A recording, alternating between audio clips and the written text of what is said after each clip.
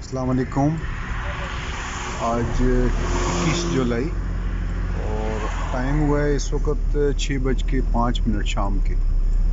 आज सुबह का आगाज़ भी एक बड़ी ख़ूबसूरत दिन से हुआ था और दिन में भी काफ़ी बारिश रही और अभी ये शाम का टाइम है, शाम ढल रही है और बड़ा ही ख़ूबसूरत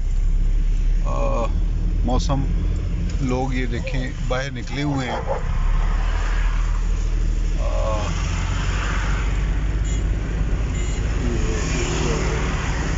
ज़ू है इसीलिए का, पहले भी शायद आपने देखा होगा।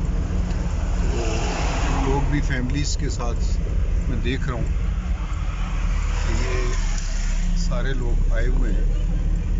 जस्ट वो चूँकि शाम खूबसूरत शाम है और ये लोग जो है इनको ज़ेब्रा के साथ और डियर्स के साथ एंजॉय कर रही हैं। सामने वो फैसल मस्जिद,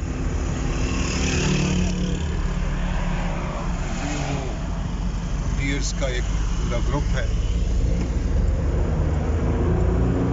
और फुल क्लाउडी बादल भी ये मारगला पहाड़ियों के तकरीबन हाफ तक पहुँचे हुए हैं। खूबसूरत, बहुत ही खूबसूरत व्यू शाम का। मैंने कहा आपके साथ भी शेयर कर दूँ। Thank you.